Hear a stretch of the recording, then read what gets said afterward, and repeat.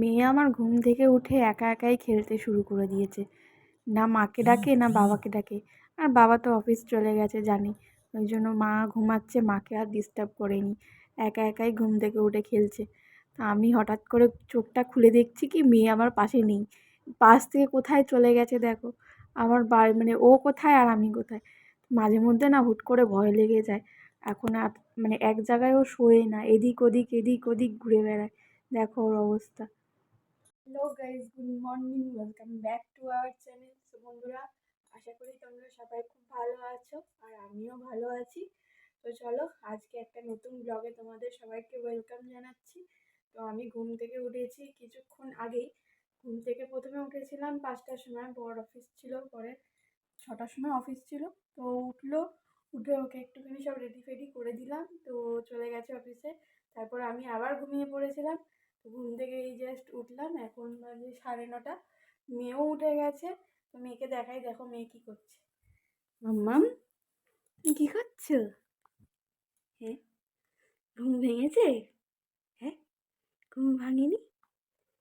ঘুমাচ্ছ? এটা খেলছে, এটা এখন খেলা হচ্ছে, সোনা পাখির খেলা হচ্ছে এখন। হ্যাঁ, এত খেলে?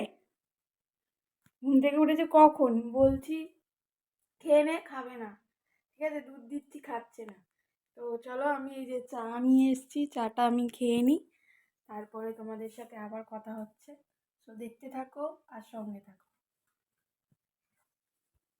তুমি টুটু খাচ্ছ না, তুমি জামা খাচ্ছ। ছি ছি ছি, সবাই বলবে কি পচা মেয়ে। যা, সবাই বলবে পচা মেয়ে, আবার হাসছে দেখেছো, জানে ও দুষ্টুমি করছে।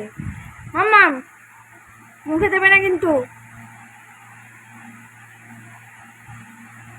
রাগ হচ্ছে, একদম মুখে দেবে না।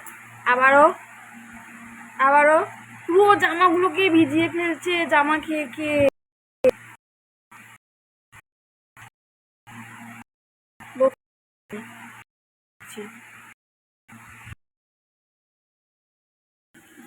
মেয়েকে ঘুম থেকে তুলে ভালো করে ফ্রেশ ট্রেশ করে দিয়েছি। এখন ওর চুলগুলো একটুখানি বেঁধে দেবো। চুলগুলো না বাঁধলে না ওর খুব কষ্ট হয়, আমি দেখেছি। বারবার চোখের ভেতরে চুলগুলো ঢুকে যায়, তার মধ্যে এত গরম পড়েছে, ও পুরো ওর মাথা বিশাল ঘামে। সেই কারণে আমি ওর চুলগুলোকে বেঁধে দিই। সবাই বলে যে চুলগুলো কেন বাঁধো, ওর এত ছোটো বয়সে কেউ চুল বাঁধে কিনা। এত বড় বড় চুল আমি কি করব আপনারাই বলুন। তো যাই হোক, আমি চুলগুলোর বেঁধে দিই। তো আমি হালকা করেই বাঁধি, বেশি টাইট করে বাঁধি না, যাতে ওর কপালটা বড় না হয়ে যায়। আমি একদম হালকা করেই বাঁধি আর একদম হালকা গার্ডারই লাগাই। তাও সবাই বলে যে না, এত ছোটো বয়সে চুলে গার্ডার দিও না, মাথা ব্যথা হবে, এই হবে সেই হবে। তা আমি তোমাদেরকে একটা জিনিস জিজ্ঞেস করতে চাই, যে তোমাদেরও তো সবার বেবি আছে, তোমরা কি করো আমাকে একটু জানিও অবশ্যই। এত বড় বড় চুল নিয়ে তোমরা বাচ্চাদের এই গরমে কিভাবে রাখছো আমাকে প্লিজ একটু কমেন্টে জানিও সবাই। আমি তো আমার মেয়ের চুল রোজই বেঁধে দিই, আর দুবেলা করে চুল বেঁধে দিই, কারণ এখন বাঁধলে আবার ও দুপুরবেলা স্নান টান করবে, তখন আবার খুলে দেবো। আবার ঘুম থেকে যখন উঠবে বিকেলবেলা তখন একটুখানি বাইরে নিয়ে যাই, তখন আবার একটুখানি চুল টুল বেঁধে তখন বাইরে নিয়ে যাই। তাই সবাই বলে যে হ্যাঁ, এত ছোটো বয়সে কেউ চুল বেঁধে দেয় নাকি। তো কী করবো আমি এত বড় বড় চুলগুলো নিয়ে। ওর যদি এখন বড় বড় চুল হয় সেটাতে তো ওর দোষ না, না। বেচারা আমার কষ্ট পাবে, আমি সেটা কি চাই? আমার মেয়ে কষ্ট পাবে সেটা কি আমার ভালো লাগবে? মাথা এত ওর ঘামে, এত ওর ঘামে, মানে তোমাদেরকে বললে বিশ্বাস করবে না। আমি একদিন তোমাদেরকে দেখাবো ওর মাথা কি, মানে কী হারে ঘামে। তো যাই হোক, একটুখানি দেখাচ্ছি তোমাদেরকে আমি ওর চুলটা কীভাবে বেঁধে দিই। ছোটোবেলায় আমার মাও আমাকে এইভাবে চুল বেঁধে দিত যখন স্কুলে যেতাম। তাই মনে পড়ে যায় হঠাৎ হঠাৎ, মানে নিজের ছোটোবেলার কথা। যত ও বড় হচ্ছে তত মনে হচ্ছে আমি ছোট হয়ে যাচ্ছি, এরকম একটা ব্যাপার। ছোটোবেলার কথাগুলো খুব মনে পড়ছে, যে মা এইভাবে আমাকে চুল বেঁধে দিত। আর স্কুলে যাওয়ার সময় স্নান করে দাঁড়িয়ে থাকতাম কখন এসে মা চুল বেঁধে দিত। মানে অনেক বড় হয়ে পর্যন্ত মা আমাকে চুল বেঁধে দিত, কারণ আমি চুল বাঁধতে পারতাম না। আর আমার চুলও খুব বড় ছিল।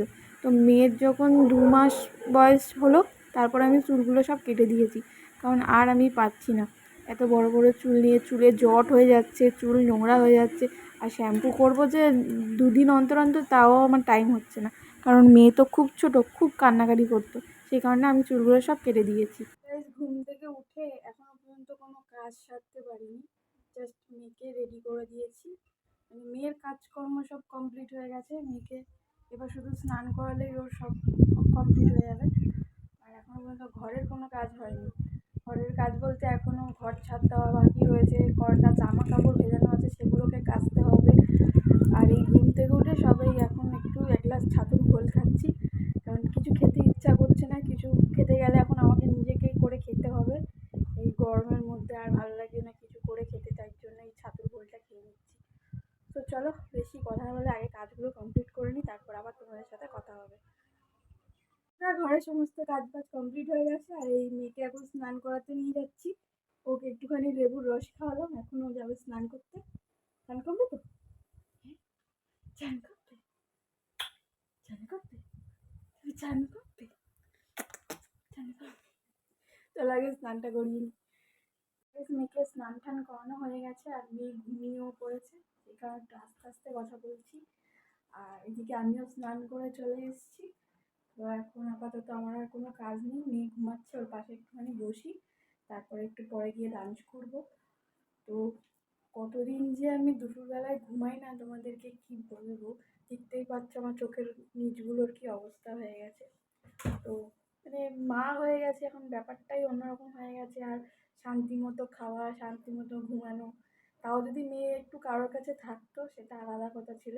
মেয়ে আমার কারোর কাছে থাকে না, কারোর বাড়িতে গেলে পর্যন্ত এরকম চিৎকার করে কান্নাকাটি করে। সেই কারণে আর নিজেকেই সব কিছু করতে হচ্ছে। আরও বেশি একদম মানে অসুবিধা হয়ে গেছে। মেয়ে যদি একটু কারোর কাছে থাকতো তাহলে হয়তো নিজে একটুখানি নিজের শরীরে একটুখানি মানে কি বলবো একটু ধ্যান দিতে পারতাম, আর কিছুই না। তো দেখবে মেয়ে মানে কথা বলছি তাতেও উঠে গেছে, ওর ঘুম এত পাতলা। দেখবে তুমি উঠে গেলে কেন? এক্ষুনি তো ঘুমা দুষ্টুমি দুষ্টুমি ঘুমাচ্ছ তুমি।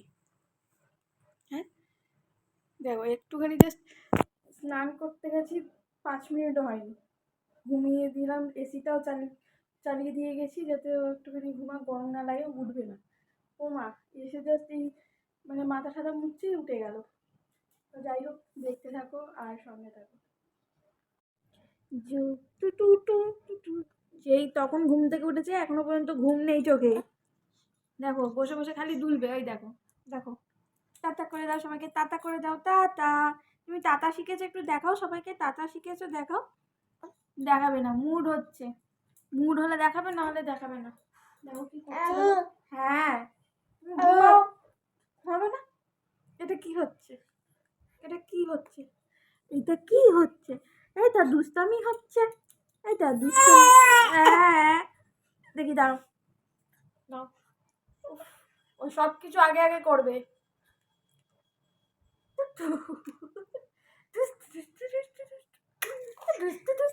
করছো